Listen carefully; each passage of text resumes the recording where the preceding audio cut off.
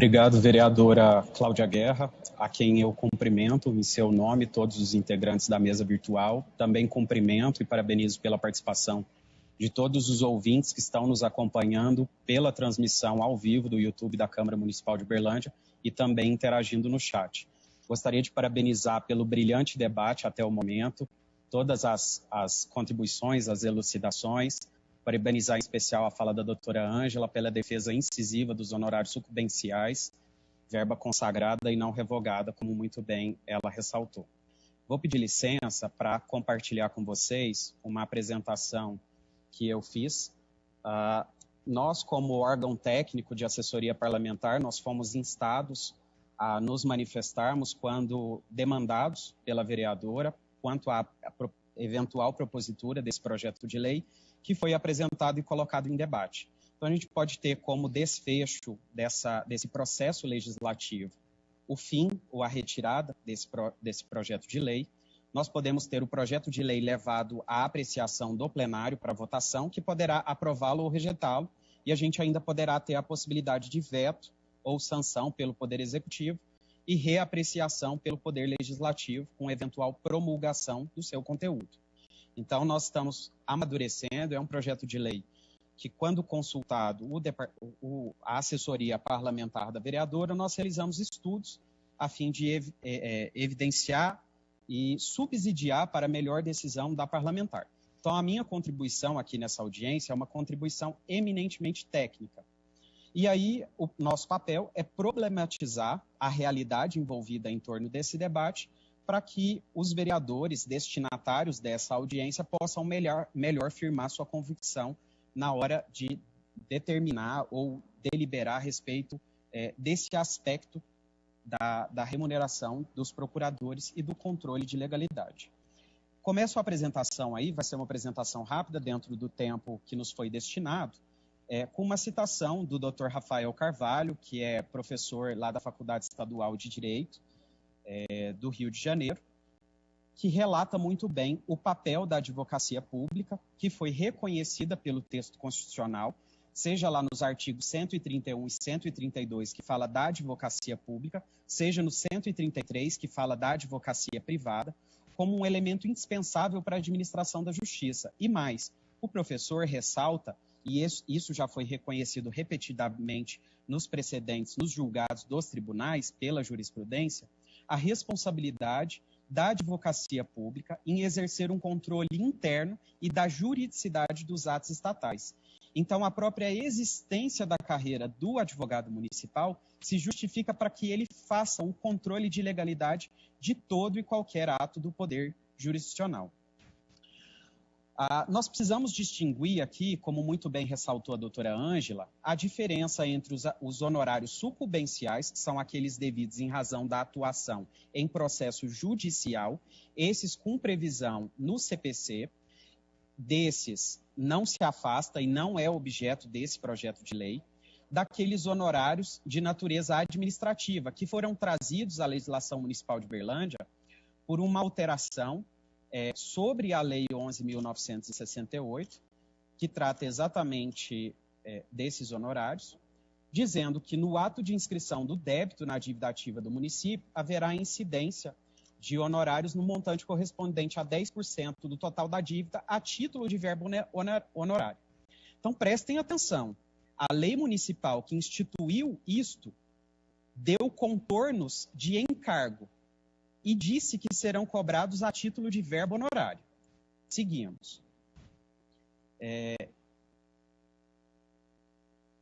Haveria, então, um possível conflito aparente normativo entre a legislação que diz que a diretoria de cobrança, órgão da Procuradoria do município, exerceria as funções de cobrança administrativa das dívidas, com aquela previsão expressa da lei que estrutura a Secretaria de Finanças, dizendo que compete ao secretário municipal de Finanças promover o processo de cobrança da dívida ativa. Então, eu estou problematizando, repito, eu não estou aqui para dar solução, não sou dono da verdade, só estou colocando que, ao passo em que foi modificado talvez a legislação, não foi feita a adequação em toda a estrutura normativa. Poderia o contribuinte se valer desse aparente conflito normativo para, de repente, descaracterizar a cobrança por parte dos procuradores? Talvez seja um ponto a se rever, a melhorar, talvez até no próprio projeto de lei se corrija essa distorção. E aí, nessa discussão, qual seria, então, a natureza jurídica dessa parcela cobrada do administrado em razão da inscrição de um crédito vencido e não pago em dívida ativa? Teria ele a natureza de um encargo de cobrança, uma natureza remuneratória da atividade estatal? Teria ele a natureza jurídica de honorário advocatício, com natureza de parcela remuneratória e alimentar, como muito bem já afirmado em outros pareceres da AGU e pela jurisprudência farta do STF, como também é de natureza alimentar o honorário de sucumbência, o honorário administrativo também teria essa característica? Ou ele teria natureza de tributo, natureza tributária? Bom, quais são as características que dá para a gente inferir dessa parcela remuneratória que está em debate aqui? Ela tem origem em lei e não em convenção entre as partes, não decorre de contrato. É uma parcela compulsória, não depende da vontade do contribuinte e o município de Uberlândia não renuncia a essa parcela. Ela é unilateral e não é recíproca, ela só existe em favor de uma das partes. Se o contribuinte for cobrado indevidamente e ele contratar um advogado particular, não é garantido a esse advogado particular do contribuinte o direito de receber 10% também em face do município, se for procedente à sua demanda. Essa prestação ela é pecuniária, aceita em dinheiro. E esse valor é determinável. As regras para o cálculo dele estão previstas em lei. E veja que até aqui nós temos todas as características de um ato tributário, de uma prestação tributária. Mas essa receita, diferente das tributárias, ela é extra-orçamentária e vinculada. Ela tem uma destinação para pessoas físicas, para os advogados e para o procurador-geral do município. Então, há uma clareza na lei nessa definição. Quais são os aspectos polêmicos, então, diante de tudo que a gente já trouxe? A justificação da existência dessa parcela em razão de um controle de legalidade. Ora, a gente não está mais no tempo da teoria da impermeabilidade dos atos jurídicos do Estado. Houve um tempo na história do direito administrativo que os atos estatais eles eram impermeáveis ao direito, ou seja, não existia controle de legalidade dos atos da administração pública. Isso já foi superado pelo Estado democrático de direito. Todo e qualquer ato da administração pública está e deve estar sujeito a controle de legalidade. Então, é da carreira do procurador fazer o controle de legalidade. A pergunta que essa audiência e esse projeto de lei deve responder é: deve existir e continuar existindo uma remuneração pelo controle de legalidade dos procuradores nessas cobranças? E não existe previsão, como eu já falei, do contribuinte de receber 10% também, se ele contratar um advogado privado e esse advogado obtiver êxito numa disputa, num processo administrativo, por exemplo, não há sucumbência em favor do advogado dessa parte, é a parte que vai arcar com os honorários do advogado que contratou. Quais são outros aspectos polêmicos? Defeitos na prestação de serviço, porque parece que a discussão aqui é que o serviço seria perfeito.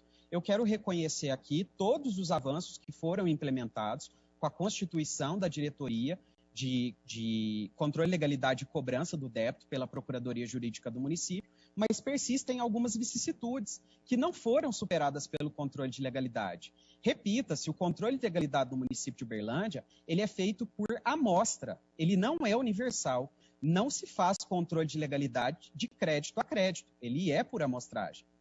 Quais são possíveis defeitos aí da prestação do serviço que poderiam ensejar aqui a nossa discussão, Todos os tributos no município e os preços públicos também, as tarifas, eles foram majorados nos últimos anos num percentual maior do que a inflação. Gente, isso é aumento indireto de imposto, sem lei em sentido estrito votada pela Câmara. Não passou pelo controle de legalidade, o controle de legalidade não apontou que a diferença positiva aplicada da inflação na correção dos créditos, através de portaria da Secretaria de Finanças, desconsiderou os meses de deflação, atribuindo 0% aos meses de deflação e, por isso, levando ao aumento de todos os tributos do município em valores maiores que a inflação. Poderia qualquer contribuinte alegar nos seus embargos, por exemplo, em execução fiscal, não sei se seria matéria de exceção de pré-executividade, o fato de que os tributos foram majorados sem lei em sentido estrito. Então, falhou o controle de legalidade nesse aspecto? O IPTU e a coleta de lixo, eles não atendem o princípio da tipicidade tributária. As alíquotas de todos os IPTUs e todas as taxas de coleta de lixo do município de Uberlândia não estão previstos em lei em sentido estrito. Estão previstos em decreto da década de 80, 1985, 1986. Não passou pelo controle de legalidade da Procuradoria do município o fato de que não há tipicidade tributária, os elementos de todo o cálculo do IPTU e da taxa de coleta de lixo, dos mais de 260 mil imóveis de Uberlândia, estão incompletos, poderiam ser atacados pela via dos embargos ou da exceção de pré-executividade, por não estar completamente definidos em lei em sentido estrito. Digo mais, cobrança de IPTU de templos religiosos ainda acontece no município de Uberlândia e passa pelo filtro do controle de legalidade, que, repita-se, é feito por amostragem. Existe-se ainda a cobrança de IPTU em templos religiosos, e é só consultar as decisões das varas das fazendas públicas e até do Juizado Especial da Fazenda Pública, para a gente notar recentes decisões que determinaram que o município deixasse de cobrar IPTU de templo religioso. O município institui uma exigência complementar que seja feito um cadastramento para usufruir de imunidade. E veja que eu coloquei entre aspas aí com SIC, porque a imunidade é de pleno direito, decorre da Constituição e não depende de cadastro. Caminhando para a conclusão. A taxa de funcionamento ainda é cobrada de condomínios residenciais. Veja que essa malfragrada taxa vigorou por mais de 10 anos no município de Uberlândia, apesar do Secov e TAP insistentemente demandar o município para que ela fosse revogada. Ela só foi revogada depois de uma atuação da Câmara Municipal de Vereadores, e aí parabenizo, então, esse parecer que foi lavrado pela Procuradoria do município, que passou a pautar a Secretaria de Finanças para deixar de fazer essa cobrança, mas foi cobrado e arrecadado mais de R$1 milhão indevidamente de condomínios residenciais que não eram sujeitos passivos desse tipo de tributação. Esses valores não foram devolvidos. Essa cobrança ela foi revogada, mas após ela ser revogada, o município continuou lançando e notificando os contribuintes. Em razão disso, tramita na Procuradoria de Justiça lá de Belo Horizonte um procedimento investigatório para apurar se houve ou não crime por parte dos agentes municipais no excesso de exação fiscal, na cobrança de taxa de funcionamento de condomínios residenciais, mesmo após essa cobrança. Veja que há indícios de dolo nessa conduta. E isso foi após a instituição do controle de legalidade. Veja que não houve 100% de acerto nisso. E destaco recentemente também, que veio à discussão nessa Câmara Municipal também, a taxa de conservação das vias e logradouros públicos, igualmente a taxa de conservação de estradas, que vigorou até pouco tempo atrás e foi recentemente excluída do carnê de IPTU. Trago outro aspecto polêmico para a discussão dessa audiência, que é a inclusão da parcela do honorário de cobrança administrativa dentro da CDA. Veja, são cobranças em favor de pessoas físicas, ou seja, dos servidores, usando o rito da execução fiscal, que é um rito especial conferido para a Fazenda Pública. Eu poderia alegar, em exceção de pré-executividade, a nulidade da própria CDA, porque ela veicula uma cobrança de caráter não tributário. Estranha a relação jurídico-fiscal entre o contribuinte. A incidência dos honorários advocatícios sucumbenciais sobre a cobrança da parcela dos honorários de cobrança administrativo gera um bis in idem cumulativo. Vou demonstrar aqui para vocês. Isso aqui é um exemplo de uma CDA que está aviada numa execução fiscal agora do ano de 2020. Foi distribuída em 2020, está em tramitação. A gente tomou o cuidado de omitir os dados do devedor e do responsável aí.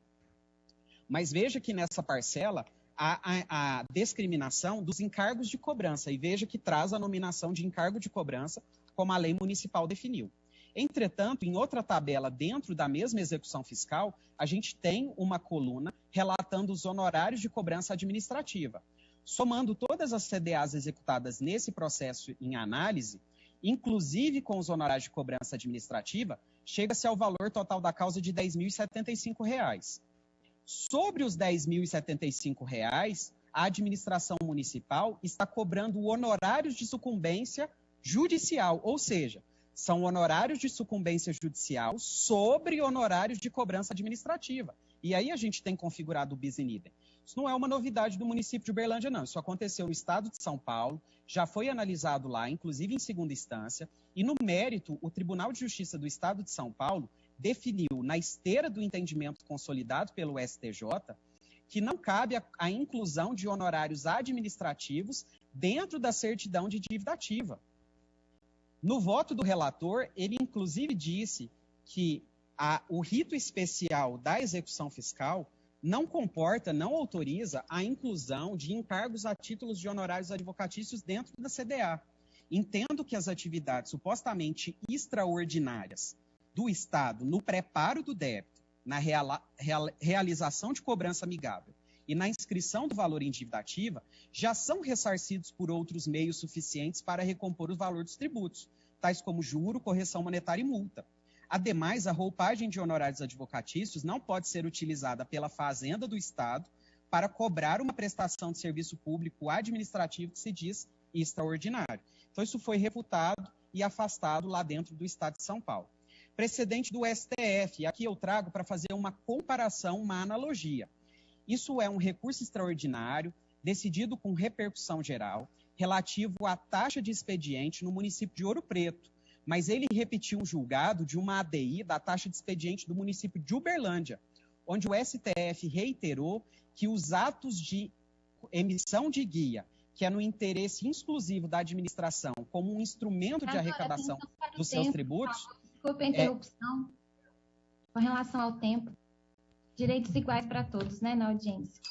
Doutora Daniela excedeu 2 minutos, peço à mesa compreensão também para exceder os 2 minutos. Igual da Daniela. Então, ele decidiu também, com repercussão geral, como decidiu afastando a taxa de expediente aqui do município, entendendo que atos que são de mero interesse da cobrança administrativa não poderiam ser imputados ao contribuinte. Cito aqui também a ADI que foi citada pelo senhor Francisco e citada pela doutora Daniela, a ADI 6053 do Distrito Federal, que foi julgada em 2020, né? O que se analisou de constitucionalidade nessa ADI foram os honorários sucumbenciais.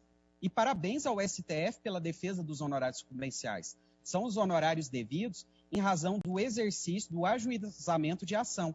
Aqui nessa ADI não se discutiu em momento nenhum honorários administrativos, que isso fique bem claro.